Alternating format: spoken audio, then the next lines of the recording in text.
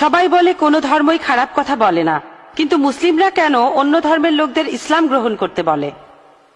বোন, আপনি বললেন যে আপনি একটা মুসলিম পরিবারের সঙ্গে থাকেন অনেক বছর ধরে, তারপর বললেন যে সব ধর্মে ভালো সব কথা থাকে, কিন্তু মুসলিমরা আমাকে ইসলাম গ্রহণ করতে বলে কেন? পয়েন্ট নাম্বার 1, অন্য যেসব ধর্ম আছে সেগুলো যা বলে তার বেশিরভাগ কথাই ভালো, তবে ইসলাম ভালো কথা বলার পাশাপাশি আপনাকে দেখাবে কিভাবে সেটা অর্জন করতে হয়।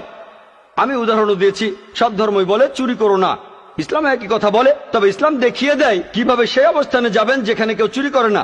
যাকাত দেন, সাহায্য করেন, এরপর কেউ চুরি করলে তার হাত কেটে ফেলেন, তাহলে চুরি করা বন্ধ হয়ে যাবে, কোনো অপরাধ থাকবে না। এজন্যই আমি বলেছিলাম যে ইসলাম ভালো কথা বলার পাশাপাশি আপনাকে দেখিয়ে দেবে কিভাবে সেটা অর্জন করতে হয়।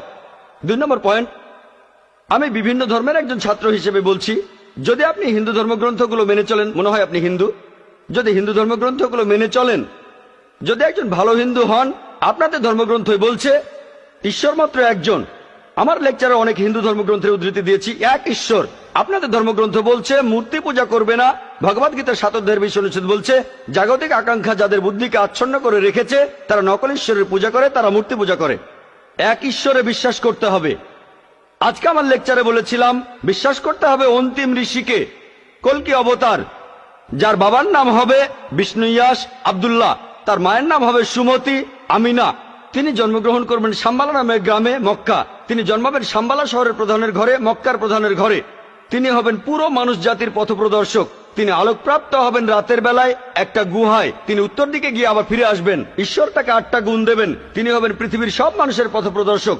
তিনি একটা ঘোড়ায় চড়বেন, ডান হাতে থাকবে একটা তরবারি, 4 জন সহচর থাকবে তাকে বিভিন্ন সময় ফেরেশতাগণ সাহায্য করবেন। এরকম আরো অনেক অনেক। এই মানুষটা কে? যদি ভালো হিন্দু হয়ে থাকেন তাহলে আপনি এই অন্তিম ঋষিকে বিশ্বাস করবেন, তা না হলে আপনি ভালো হিন্দু নেই। যদি ভালো হিন্দু হয়ে থাকেন তাহলে এক ঈশ্বরে বিশ্বাস করবেন, তাহলে আপনি মূর্তি পূজা করবেন না। নাতাস্তি প্রতিমা আস্তি, মহান ঈশ্বর, তার কোনো প্রতিমা নেই, তার কোনো প্রতিমূর্তি নেই, তার কোনো ছবি নেই, তার কোনো ফটোগ্রাফ নেই, তার কোনো ভাস্কর্য নেই। আর আমি বিতর্ক করেছি পণ্ডিতদের সাথে, হিন্দু পণ্ডিত, উনারা শঙ্করাচার্য অনেক, সেখানে ওই কথা বলেছি।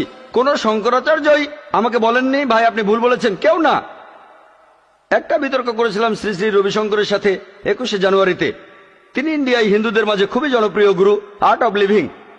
আমি তাকে বলেছিলাম আর্ট অব লিভিং এর শ্রেষ্ঠ বই হলো এই পবিত্র কোরআন। আমি তাকে মুসলিমদের আর্ট অব লিভিং এ আমন্ত্রণ জানিয়েছিলাম। আমরা সংখ্যায় এখন 130 কোটি, 130 কোটি মুসলিম। আমি তাকে আমন্ত্রণ জানিয়েছিলাম, যদি তিনি ধর্মগ্রন্থগুলো মানেন, তিনি বেদের উপরে একজন বিশেষজ্ঞ, তাকে এটা মানতেই হবে। একইভাবে বোন, আপনাকে বুঝতে হবে অন্য সব ধর্মগ্রন্থগুলো হয়তো আল্লাহর বাণী আপনি বলছেন, সময় বদলানোর সাথে সাথে সেগুলোও কিন্তু বদলে গেছে। স্বামী বিবেকানন্দ বলেছেন বেদের 99%ই হারিয়ে গেছে, বাকি যে 1% আছে সেটা আমাদের কঠোরভাবে মানতে হবে। কঠোরভাবে মানে অন্তিম ঋষিকেও মানতে হবে। তাহলে কঠোরভাবে মানলে আপনি মোহাম্মদ সাল্লাল্লাহু আলাইহি ওয়াসাল্লামকেও মানবেন, আপনি কোরআনকেও মানবেন। আর আমি আপনাকে এখানে আমন্ত্রণ জানাচ্ছি, এই শান্তির ধর্মে আমন্ত্রণ জানাচ্ছি, যাতে করে আপনি আল্লাহর কাছাকাছি আসতে পারেন।